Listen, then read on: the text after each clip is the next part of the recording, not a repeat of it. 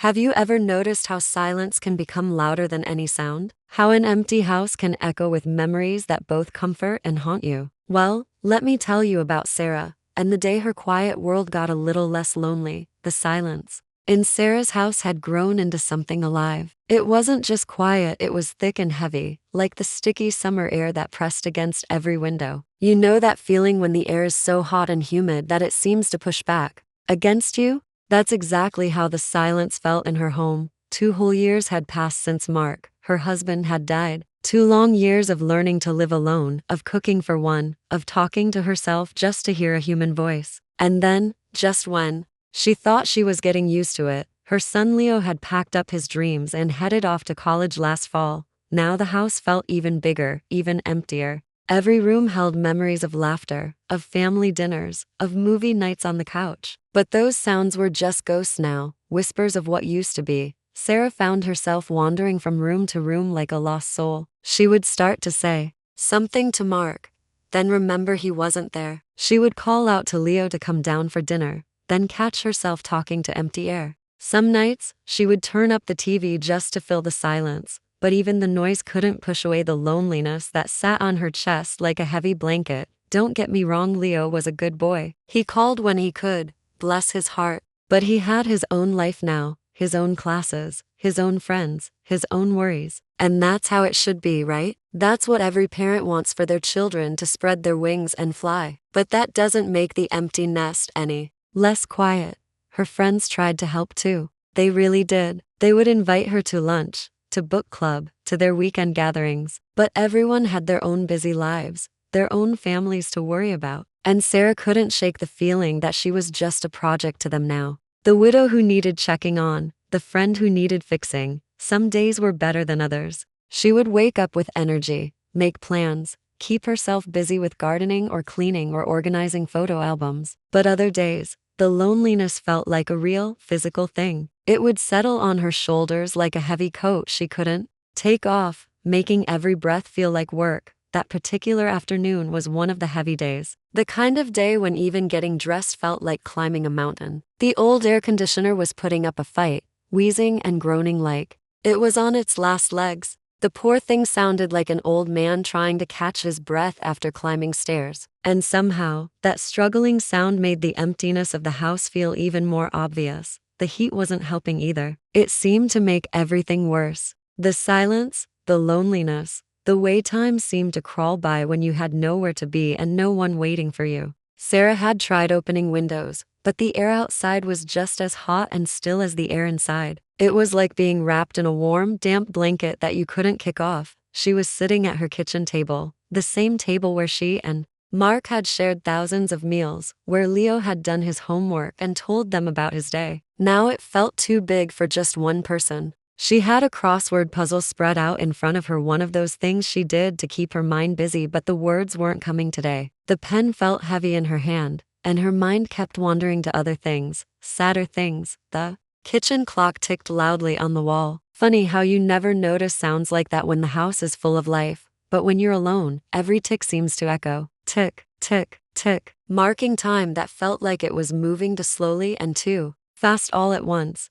She was staring at 7 across, feeling of deep sadness when the doorbell rang. The sound cut through the heavy air like a knife. Sarah jumped, her heart doing a little skip in her chest. She wasn't expecting anyone. The mailman had already come. She hadn't ordered anything online. Who could it be? For a moment, she just sat there, pen still in her hand. Maybe if she stayed quiet, whoever it was would just go away. But then the bell rang again, more insistent this time. Sarah sighed and pushed back from the table. She smoothed down her apron, an old habit from the days when she cooked big family meals. These days, she barely cooked at all, but wearing the apron made her feel a little more like her old self, a little more like the woman who used to have purpose and people to care for. Her slippers whispered against the hardwood floor as she walked to the front door. The house felt different with someone standing on the other side, like it was holding its breath, waiting to see who this visitor might be. She pressed her eye to the peephole, expecting to see a delivery person or maybe someone selling something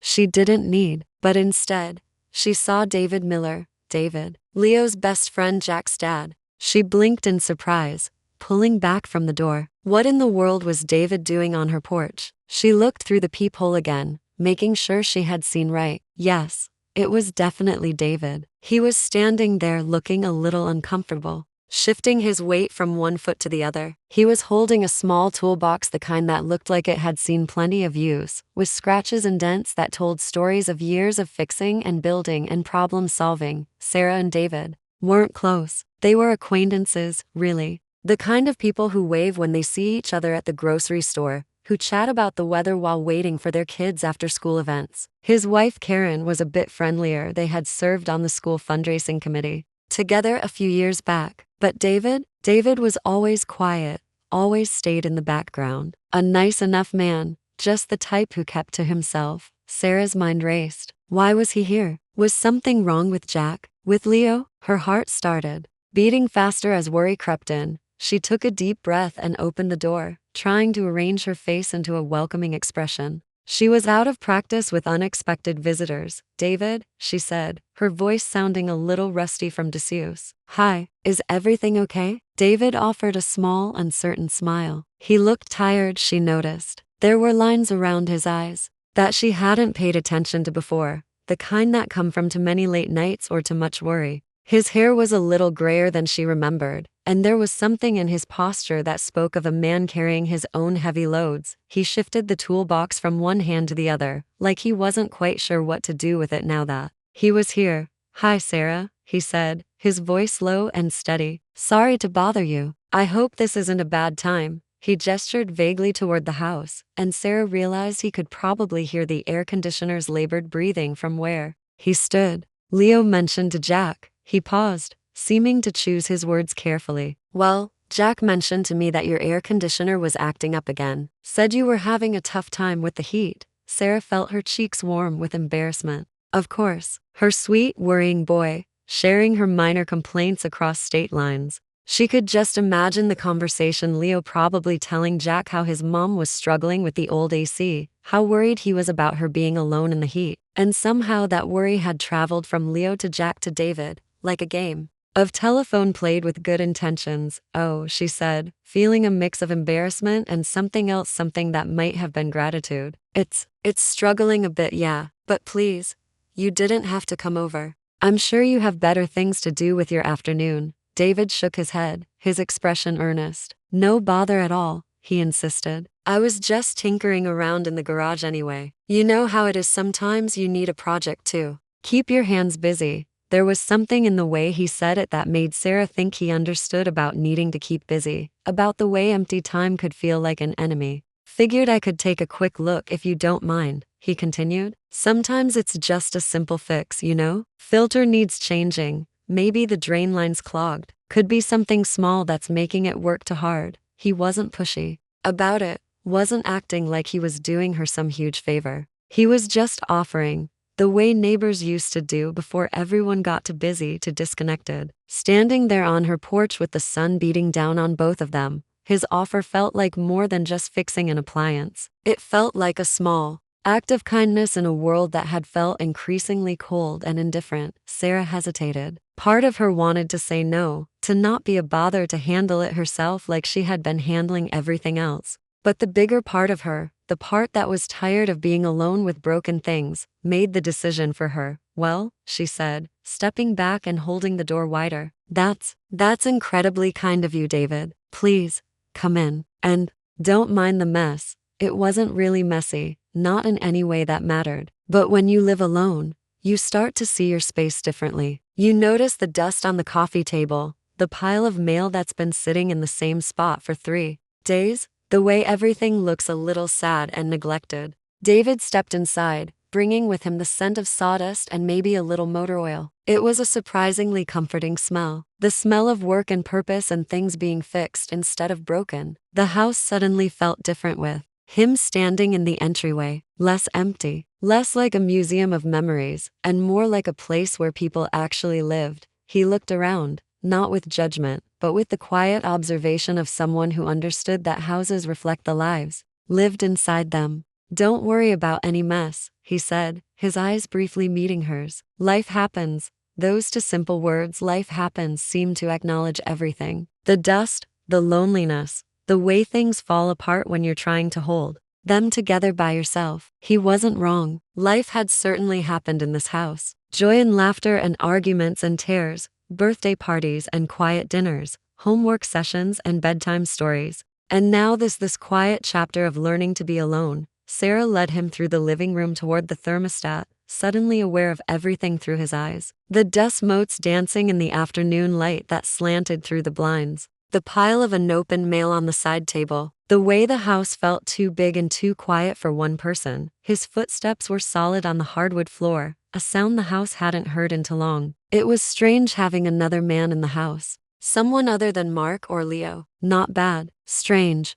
Just different. Like wearing a new pair of shoes. Unfamiliar but not uncomfortable. David stopped at the thermostat and tilted his head, listening to the labored wheezing coming from the vents. Yeah, he murmured, more to himself than to her. Sounds like she's working way too hard. Mind if I check the unit outside first? Sometimes the problem's out there. Not at all, Sarah said. It's just around back. As he headed toward the back door, toolbox bumping gently against his leg, Sarah lingered for a moment in her living room. Why had he really come? Was it really just about the air conditioner? Leo must have sounded pretty worried for the message to make it all the way to David. Or maybe David understood something about quiet houses and lingering sadness. Maybe he wasn't just Leo's friend's dad. Maybe he was just a kind man who noticed when someone might need a hand. She shook her head, telling herself not to read too much into it. He was just being neighborly, that's all. Just one person helping another, the way people used to do, without making a big deal about it. Still, as she followed him toward the back door, she felt something she hadn't felt in a long time. Not quite hope,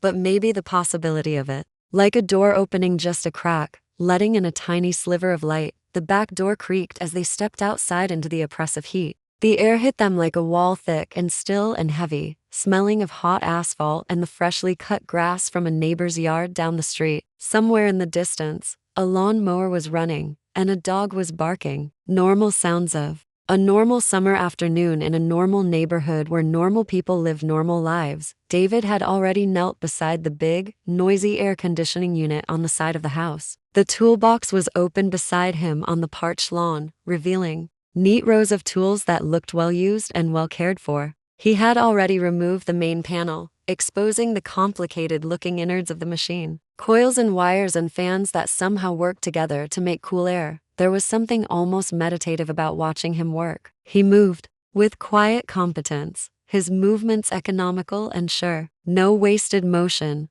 no hesitation. Just the steady, practiced actions of someone who understood machines and wasn't intimidated by their complexity. His brow furrowed slightly in concentration as he checked connections and brushed away the accumulated leaves and debris that had built up around the unit. His fingers were gentle but confident as they explored the mechanical parts, looking for the source of the problem. Sarah leaned against the warm brick of the house, arms crossed, content to watch him work. There was something calming about it. Something that reminded her of watching Mark fix things around the house years ago. Not that David was Mark. They were completely different men, but there was the same sense of quiet capability, the same reassuring presence of someone who could look at a problem and figure out how to solve it. And for the first time in a very long time, Sarah's house didn't feel quite so empty. Can I get you something? I offered after a few minutes of silence, brokenly by the clink of metal tools and the drone of the struggling AC fan water. Iced tea. He glanced up, wiping a bead of sweat from his temple with the back of his wrist. Water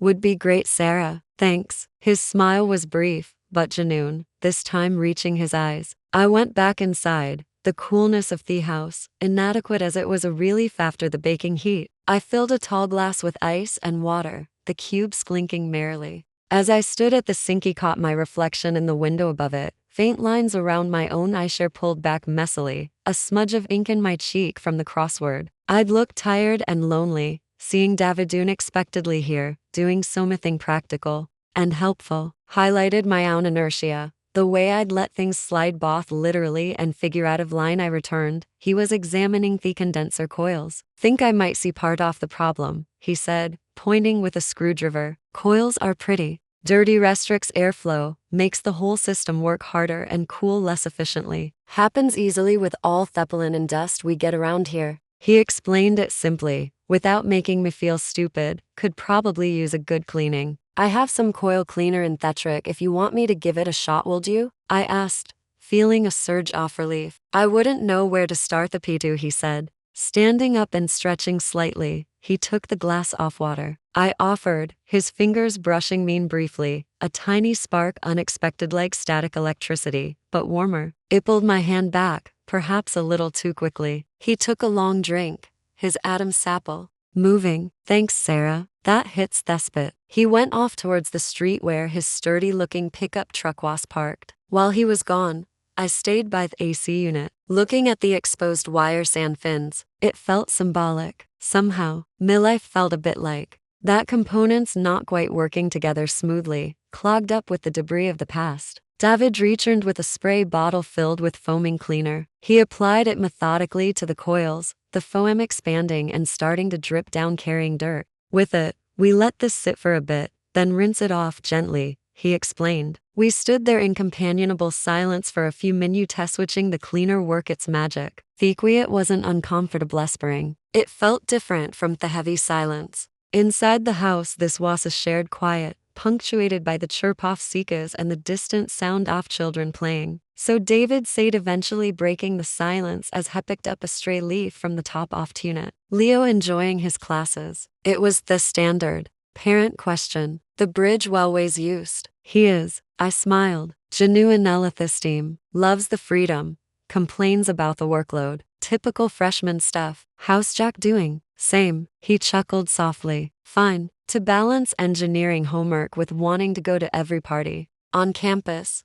Karen worries. But he's a good kid, they both are. They really are. I agreed, talking about the boys felt safe, familiar ground. We chatted easily for a while, sharing anecdotes about their childhood antics, the challenges of letting them go, the odd mixture of pride and melancholy that came with an emptying nest. It struck me how little I actually knew about David, despite our sons being friends for years. I knew he worked in construction management, they liked fishing, that he was generally considered a steady, reliable guy. But the man standing beside me now, sharing a quiet moment in the afternoon heat, felt more complex, more present than the peripheral figure I'd known. He finished rinsing the coils gently with hose, the water sleeing away the dirty foam. He checked a few other things tied into connection, then replaced Thepinol, securing it firmly. All right, Hazade, stepping back and wiping his hands in a rag he pulled from his back pocket. Let's see if that helped. Went back inside. He adjusted the thermostat and we waited. Within a minute or two, the air coming from the vents felt noticeably cooler, stronger. The wheezing sound was gone, replaced by a quiet, efficient hum. Relief washed over me. David,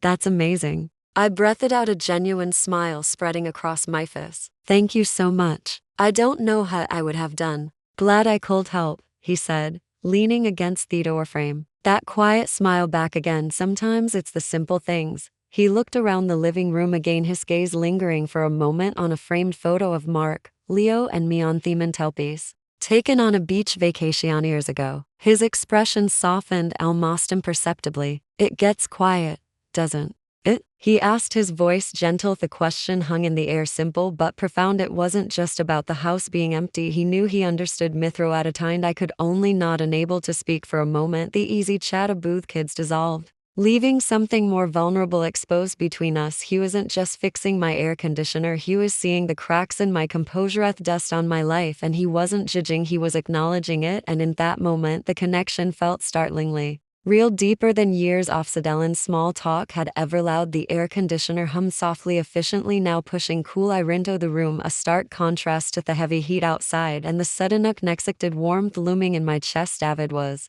still leaning against the door frame, his gaze thoughtful, no longer looking at the photograph, but at me. There was an openness in his expression he hadn't seen before, a vulnerability that mirrored me own, you know. He started, then hesitated, rubbing the back of his neck. Karen and I went through a rough patch a few years back before Jack went to college. House felt too big to quiet, then two different reasons, same feeling. I was surprised by his candor. Karen always seemed so put together, their family life, the picture of suburbanability. It was a reminder that you never really know what goes on behind closed doors. Behind polite smiles at school functions. I'm sorry to hear that, I said softly. Is everything okay now? He gave a slow nod. Yeah, mostly we worked through it. Took effort, but that feeling, the techo in an empty room, I remember it. His honesty was disarming. It chipped away another layer off my own reserve. I found myself wanting to share something real in return, something beyond the usual pleasantries. It's the evenings, he admitted, the words tumbling out before I called second guesses. Is them after dinner, Mark and I always we had tunes, watched TV, talked about our day. No, now it's just me and the remote control clicking through channels. I didn't even see I hadn't said that out loud to anyone, not really, not with that oval of raw honesty. He didn't offer platitudes or easy answers, he just listened. His eyes holding mine. Routines are hard to break, he said quietly, harder still when there's no one there to share the new ones with. He pushed himself off the doorframe and took a step further into the room, closing the distance between us slightly. Gestured towards the kitchen. You mind if I wash up quickly before I head out? Oh, of course, I said, flustered for a second by the shift back to practicalition. The hall, first door on the left. He nodded and headed down the hallway. I stood there for a moment, my heart beating a little faster than it should. This conversation felt significant, charged with an undercurrent of shared experience, of unspoken understanding. It was more intimate than any conversation I'd had in a long time, maybe ever, with someone I barely knew. When he came back, drying his hands on a paper towel, the brief spell seemed to have broken slightly. He picked up his toolbox from the entryway floor. Well, hopefully that keeps things cool for you for a while, he said, his tone back to being more neighborly. If it acts up again, don't hesitate to call. Seriously, I won't, I promised. And David, thank you, really, not just for Theak. He met my gaze again, and the understanding was back in his eyes. Anytime, Sarah. He reached for the doorknob, then paused, turning back slightly. Listen, he said, his voice lower again. This might be forward, but if you ever just want to, not face the quiet evening alone, maybe grab a coffee sometime, or just talk. The offer hung in there, unexpected, gentle. It wasn't a come on, not the way some men might have a minute. It felt like an extension of kindness. He had already shown an offer of simple companionship. Loneliness, recognized loneliness. My throat felt thick again. Part of me, the cautious part that had kept everyone at arm's length for 2 years, wanted to politely decline, to retreat back into my safe, quiet shell. But another part, the part that felt soothed by his quiet presence, by his understanding, felt a flicker of something else, a possibility. I'd like that, David. I heard myself say the words, soft but clear in the cool air. A slow smile spread across his face, lighting up his features. Yeah, I confirmed, managing a small smile of meow. Okay, he said, seeming genuinely pleased. Okay, well, I'll let you know. He opened the door, the bright hot sunlight flooding the entryway. He gave him one last look, a look that held warmth and a newfound connection, then stepped out onto the porch. See you around, Sarah. See you, David. I watched him walk down the path to his truck, his toolbox swinging lightly by his side. He got and started the engine and gave a brief wave for pulling away from the curb. I closed the door slowly, leaning my forehead against the cool wood. For a moment the house was quiet again, but this time the silence felt different. It wasn't empty. It was filled with the echo of shared vulnerability, the hum of a repaired air conditioner, and the surprising, tentative promise of a new connection. I walked back to the kitchen table, looked at the half-finished crossword, and realized I didn't feel like finishing it. Something had shifted, not just in the temperature of the house, but inside me. A small, unexpected repair had taken place, and it had nothing to do with coils or coolant. The days following David's visit felt different. The air conditioner hummed along nicely, a constant reminder of his unexpectedness. But more than that, the oppressive weight of loneliness seemed to have lifted just slightly. It wasn't gone entirely. Of course, grief and solitude don't vanish overnight, but the possibility of connection, the shared vulnerability in that conversation, had opened a small window in the closed-off room my life had become. I found myself tidying up the house with a bit more energy, clearing the pile of mail, even buying a few new flowering plants for the porch. Small things, but they felt significant. He hadn't heard from David immediate lion. That was okay. His offer hadn't felt like something demanding urgency. It was a quiet suggestion left gently on the table, and I trusted he would follow up when the time felt right for him too.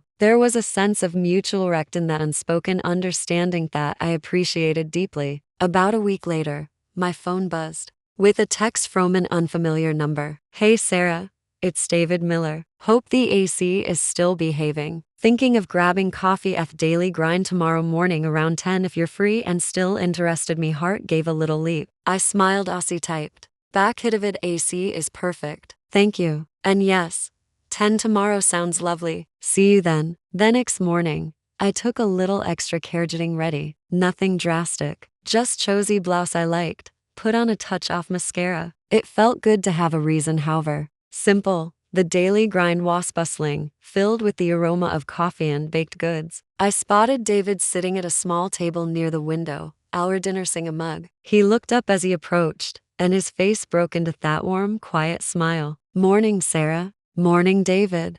Sitting down opposite him felt surprisingly natural. We ordered coffee, a lot for me, black coffee for him, and the conversation flowed easily, picking up almost where we'd left off. We had more about our kids, their adjustments, college, life, our own experiences with empty nest. He told me a bit about this work, the challenges and satisfactions of managing big construction store stay. I talked about the library where I volunteered part-time, the people I met there, the comfort I found in books we discovered, shared interests, a love for old movies, hiking trails neither of us had explored in years, a mutual dislike for reality but more importantly, we talked about the quieter things too. He spoke about the complexities of his long marriage, the way people change over time, the effort it takes to stay connected, not complaining, just observing, reflecting. And I found myself sharing more about Mark, not just the sadness of his loss, but the shape of our life together, the good and the challenging. David listened patiently, intently, his gaze steady and compassionate. There was no judgment, no awkwardness, just quiet acceptance. It felt incredibly freeing to talk like that, to be seen not just as Leo's mom or Mark's widow, but as myself, a woman navigating the unpredictable of midlife. An hour slipped away like minutes, David said, swirling the last of his coffee in his mug. It's nice talking to someone who gets it. The quiet house thing, the figuring out what comes next, part it is. I agreed sincerely. Thank you for suggesting this, David. And for everything. My pleasure, Sarah, he said, his ease meeting mine across the table. There it was again, that spark of connection, deeper now, built on shared words and understanding. It wasn't romantic, no exactly, but it was profoundly emotional, a meeting of two souls who had found unexpected comfort in each other's company. As we left the coffee shop blinking in the bright morning sun, there was no awkwardness about what came next, no pressure. I should get going. He said, got a site inspection and I have military shift, I replied. Well, he hesitated for just a second. Maybe we can do this again sometime. I'd like that very much, I said, and I meant it. Hesmold a genuine broad smile this time. Okay. Take care, Sarah. You too. Davide watched him walk towards his truck again, but this time felt different from first. It wasn't just relief or surprise. It was a quiet sense of hope, a feeling of stepping out of the shadows even, just a little. That visit prompted a faulty air conditioner and a son's concern had led to something completely unexpected, a whirlwind romance, not a dramatic life change, but something quieter, more subtle, and perhaps more meaningful. A connection forged in shared vulnerability, mutual respect, and the simple human need to be seen and understood. The house was still quiet when I got home, but now the silence felt less like an ending and more like a space waiting to be filled, not necessarily with noise but with the gentle presence of possibility, of personal growth and the quiet unfolding of whatever came next. And for the first time in a long time, I felt ready for